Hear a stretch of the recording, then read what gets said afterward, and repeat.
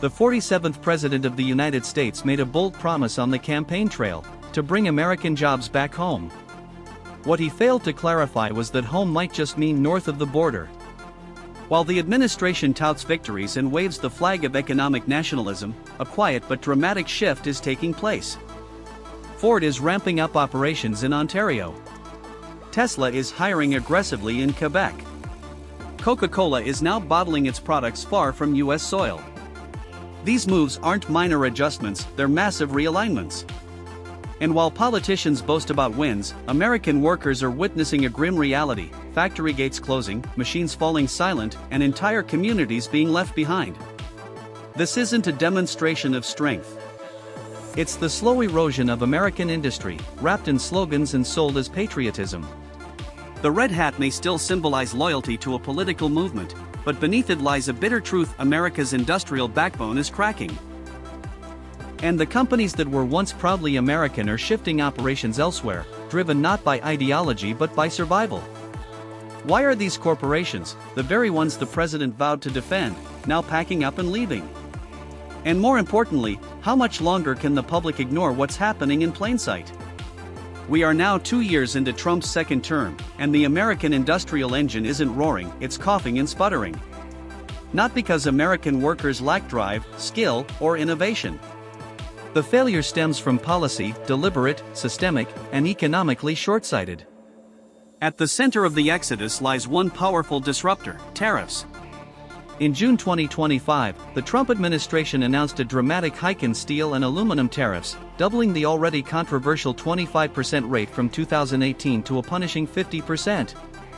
This single policy decision sent shockwaves across every U.S. industry dependent on metal, from car manufacturers to soda producers. Now, every aluminum can, steel frame, or engine block produced in the United States carries a heavy cost not dictated by supply and demand but by political decree. A July 2025 report by Boston Consulting Group paints a bleak picture. These tariffs are projected to saddle U.S. manufacturers with an additional $50 billion in costs annually, twice the hit they took from the previous tariff regime. And when you factor in ripple effects across related sectors, that figure could reach $100 billion before year's end. This isn't just a competitive disadvantage. It's a matter of industrial survival. As if the tariffs weren't enough, American manufacturers are simultaneously being crushed under the weight of soaring energy prices. Since 2022, the cost of electricity in the United States has risen dramatically, between 12% and 13% across the board. Data from the U.S. Energy Information Administration reveals that the average residential electricity rate jumped from 15.04 cents per kilowatt-hour in 2021 to 17.11 cents by early 2025. Industrial users have faced similar increases, adding even more pressure to already burdened factories and assembly lines. Meanwhile, just across the border in Canada, provinces like Quebec are offering electricity at nearly half the U.S. rate. Industrial power there runs between 6.5 and 6.9 cents per kilowatt-hour, a structural advantage that's impossible to ignore. Multiply those savings across an entire manufacturing operation, and the result is a financial equation that forces even the most patriotic company to make hard decisions. The conclusion is clear: staying in the US just doesn't make economic sense anymore. And it's not just about cost, it's about time, regulation, and efficiency. In the US, the permitting process for major industrial projects has become a bureaucratic nightmare. According to a 2025 study by the National Association of Manufacturers, the average time to get a major project approved is 4.5 years. Companies face a gauntlet of lawsuits, labor disputes, and zoning battles that delay progress and drive up costs. In contrast, Canadian provinces like Ontario and Quebec have streamlined their approval systems, allowing major industrial builds to move forward in just 12 to 18 months. Add to that Canada's aggressive investment in the future, federal and provincial funding for EV plants, green tech, and high-efficiency manufacturing, and it's no wonder companies are relocating. While the US government tightens the noose with tariffs and red tape, Canada is rolling out the red carpet for advanced industry. All of this brings us to a sobering paradox: the America First agenda may be the very force driving American jobs out of the country. Policies intended to protect domestic workers and industries have instead created an environment that punishes them. By making it more expensive, more bureaucratic, and less predictable to do business in the US, the government is unintentionally incentivizing corporations to relocate. And relocate they have. Today, American consumers are unknowingly drinking soda from Canadian-made cans in driving trucks assembled in Ontario. This isn't just some niche economic trivia, it's deeply personal. Every factory that closes, every job that disappears, and every community hollowed out by this trend represents real human lives, families, and futures at stake. And this isn't some looming threat. The crisis has already arrived. Let's look at the real-world consequences. Take Coca-Cola, for example. As of 2025, between 70% and 80% of the company's aluminum cans in North America are being produced in Brampton, Ontario, not in Atlanta or elsewhere in the United States. That seismic shift can be traced directly to the 50% aluminum tariff imposed in mid-2025. Practically overnight, US-based can production became financially untenable. In response, Coca-Cola moved manufacturing across the border, where aluminum is cheaper and regulatory burdens lighter. Now, hundreds of trucks cross into the US daily, carrying Canadian-made soda destined for stores in New York, Ohio, Michigan, and beyond. The red and white label may look the same, but its origins have changed. Every can cracked open by an American consumer might as well carry a maple leaf. Then there's Ford, another American icon shifting gears. In a stunning move, the company announced that its Oakville assembly complex in Ontario would become the new North American hub for Super Duty truck production starting in 2026. Why? A joint investment totaling roughly $590 million from the Canadian federal and Ontario provincial governments. These incentives weren't just generous, they were strategic. They provided Ford with a pathway to cut costs, accelerate operations, and avoid the headaches of doing business under the current US framework. The result? Jobs that could have revitalized American towns are now fueling Canadian economies. And this trend shows no sign of slowing down. In the end, the real tragedy lies not just in the economics, but in the betrayal of the promise. Americans were told their jobs would return. Their towns would flourish. Their industries would rise again. But the policies enacted in their name have had the opposite effect. Factories aren't opening, they're closing. The machines aren't humming, they're gathering dust. And so, as the administration claims victory, the American worker stands idle. Not because they failed, but because the system failed them. It's not too late to reverse course. But first, we have to stop pretending everything's fine. Because the truth is, it's not. While Ford's U.S. facilities in Kentucky and Ohio are reportedly running at maximum capacity, they're still falling short of meeting surging consumer demand. These plants are working around the clock, yet they remain unable to deliver enough units to keep up, highlighting deeper issues within the current U.S. manufacturing landscape. Recognizing this, Ford previously invested nearly $3 billion into expanding production capabilities at its Oakville, Ontario plant. The expansion is designed to roll out an additional 100,000 Super Duty pickup trucks annually, beginning in 2026. So, if you've got a made in the USA pickup sitting in your driveway, you might be surprised to learn it likely has Canadian origins. In the world of electric vehicles, the transformation is even more pronounced. Tesla's highly publicized 4,680 battery cells, considered the backbone of its next generation of EVs, are now being manufactured not in the US, but in Markham, Ontario, by Hybar, a Canadian subsidiary. This shift is not hypothetical, it's already happening. Canada managed to lure Tesla's production north by offering faster regulatory pathways, cheaper electricity, and consistent, long-term EV policies, particularly in Ontario. These advantages have eclipsed the bureaucratic delays and growing union-related tensions Tesla continues to face at its Gigafactory in Nevada. Canada's competitive edge in energy costs and industrial incentives has also forged a powerful partnership between General Motors and South Korea's POSCO Future M.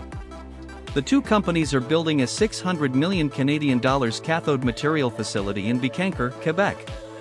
That project is no small feat. It has already secured close to $300 million Canadian in funding from both Canada's federal government and the Quebec provincial administration. Once operational in early 2025, the facility will produce key components for GM's Ultium battery platform, which powers electric models such as the Silverado EV. This isn't just a manufacturing arrangement, it's a deliberate strategy. By sourcing essential components directly from Canada, GM can navigate around potential US tariffs and logistical complications. Contrary to claims of outsourcing, this move represents a form of strategic retreat from an increasingly unfriendly US industrial climate. From aluminum can production and heavy-duty truck assembly to battery innovation and EV infrastructure, Canada is rapidly positioning itself as the industrial engine of North America. In contrast, American cities once synonymous with manufacturing strength, like Flint, Michigan, and Lima, Ohio, are not only losing factories. They're losing their identity, their employment bases, and the supply chains that once sustained local economies. This shift is deeply personal for thousands of American families. In Flint, Michigan, once the beating heart of General Motors, nearly 1,200 auto-related jobs vanished between 2022 and 2025, according to data from the Michigan Department of Technology, Management, and Budget. For many of those workers, a return to manufacturing has not materialized. Instead, they're scraping together income through retail jobs, warehouse shifts, or gig economy roles like Uber, all of which offer little to no benefits or long-term stability. One former GM line worker now works overnight at a local logistics warehouse for less than half of what he made in 2021, all while juggling his daughter's mounting medical expenses and an inferior insurance plan. The story is similar in Lima, Ohio, where plant shutdowns have led to a skills vacuum. With younger, mobile workers fleeing the area in search of opportunities elsewhere, older employees are being left behind unemployed, undertrained, and without clear options. Economic experts call this a labor mismatch, but for those living through it, it feels more like abandonment. From a policy standpoint, it's easy to debate GDP metrics and tariff implications in political circles. But in the communities bearing the brunt of these shifts, the pain is immediate and real. The migration of North American manufacturing to Canada isn't just about operational efficiency, it's about survival. And for many families, it's about whether they can continue living in the towns they've always called home. Coming up in the next segment, we'll explore how this quiet but powerful industrial shift is redefining what it means to own something labeled "Made in the USA." The phrase may still echo with patriotic pride, but the truth behind that label is evolving fast. What we're seeing today isn't a simple case of factories relocating, it's a structural reconfiguration of where and how North America builds its most critical goods. U.S. manufacturing is bleeding core industries to Canada, largely because American labor costs, environmental policies, and regulatory delays no longer align with the realities of global competition in 2025. Consider the USMCA, the trilateral trade agreement that promised tariff-free commerce across North America. While the deal gave the impression of balanced opportunity, Canada has turned it into a springboard for rapid industrial growth. Meanwhile, the US has layered its own economy with protectionist measures and steep duties. Even with temporary exemptions in place, looming 25% tariffs on automotive parts that don't meet USMCA origin rules and proposed 35% duties set to kick in this August are already shaking investor confidence. Canada, by contrast, wasn't caught off guard. It moved early, offering robust investment grants, environmental clearances, and infrastructure support to attract EV giants. The joint GM-Apasco cathode plant in Quebec is not a peripheral investment, it's the cornerstone of GM's plan to produce 1 million electric vehicles annually across the continent. While Canadian plants surge forward, those in Michigan and Ohio face the risk of downsizing or outright closure as companies flee U.S. uncertainty. The implications are profound. The factories still standing in the U.S. may carry the same brands, but the engines of innovation and production have quietly shifted north.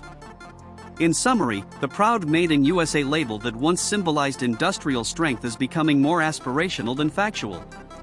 Behind the logo and marketing, much of the heavy lifting, the research, the assembly, the energy sourcing is now happening across the border.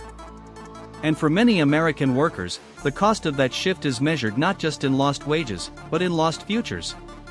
Canada is quietly becoming the new headquarters for the future of manufacturing, and it's checking every box that multinational corporations care about. From abundant, low-cost, and renewable hydroelectric power, to a highly skilled workforce, fast-tracked regulatory approvals, and a rock-solid policy framework for electric vehicles, Canada is no longer just a friendly neighbor, it's a strategic necessity. Companies like Tesla, Ford, and GM aren't routing their next-gen production through Canada just because they wanted to, they're doing it because the economics and logistics leave them little choice. Back across the border in America's heartland, the once proud Rust Belt, the picture is bleaker. The shift isn't just about layoffs or factory closures. Workers there are being surgically removed from entire supply chains, stripped of their relevance and the very industries their towns were built upon. Cities that once roared with the sounds of steel mills and assembly lines are going quiet. Jobs have disappeared. Local economies are shrinking.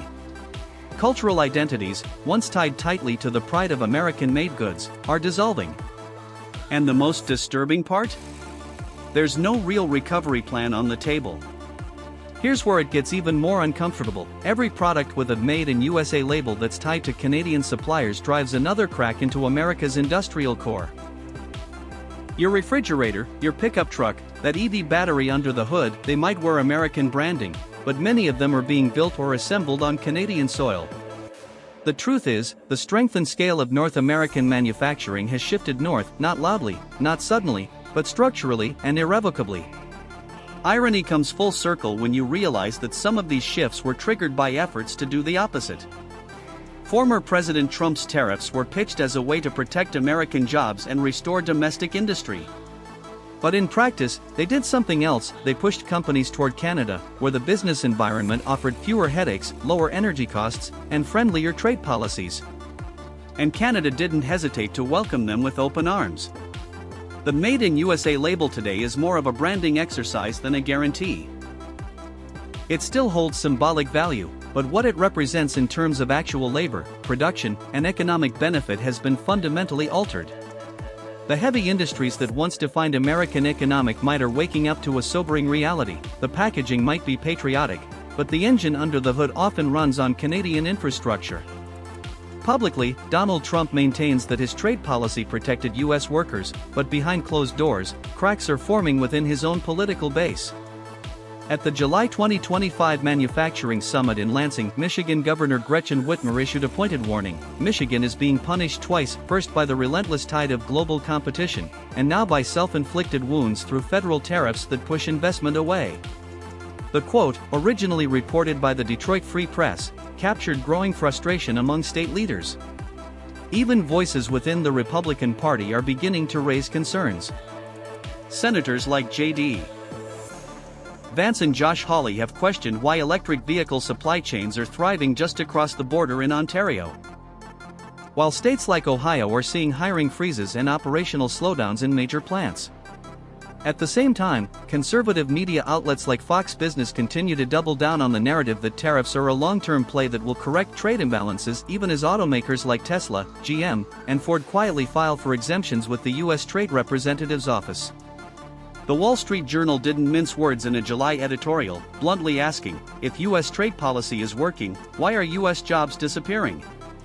It's a question more and more voters and policymakers are struggling to answer, and the Biden White House has offered little in terms of reassurance or clarity. The silence from Washington has been deafening, especially for the thousands of workers now watching factories idle or shutter altogether. Still, some analysts argue there's a path forward, but only if the U.S. is willing to make bold moves and absorb serious costs.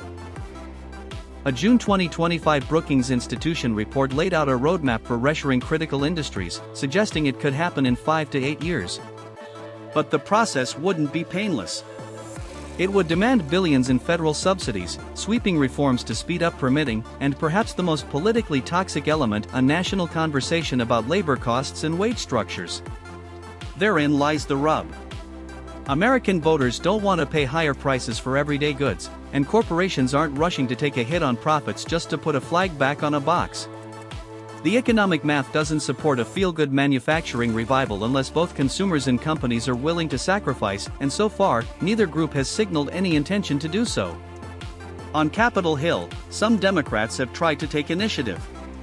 A proposed Made Here, Stay Here initiative within the 2025 Jobs and Competitiveness Act aimed to tie federal contracts and incentives to domestic production. But by August, the bill had stalled in committee, another sign that political will isn't aligning with economic need. Which leads to a bigger, more existential question: are we ready to redefine what domestic manufacturing means in the 21st century, or are we content to wave the flag while production continues to cross the border? Maybe Made in USA can still stand for something authentic, but only if someone's willing to fight for the underlying structure, not just the label. Because the trend isn't slowing down. When legacy brands like Ford and Coca-Cola, and tech-driven innovators like Tesla, are all quietly shifting operations north, it raises the question: what industry is truly immune? Can patriotic marketing alone stop the gravitational pull of cheaper energy, streamlined regulations, and competitive labor markets? The inconvenient truth is this: a growing number of products bearing American names now have Canadian fingerprints all over them. You just won't see it on the label. So take a closer look at your surroundings. That Coca-Cola in your fridge, the Ford F-150 in your driveway, even the Campbell's soup in your pantry, are they really as American as they seem? Made in USA used to be a promise. Now, it might just be a marketing pitch from American brands outsourcing north of the border. Let us know your thoughts in the comments below, and don't forget to subscribe to Deep State for more sharp, unapologetic coverage on the policies shaping your paycheck and your future.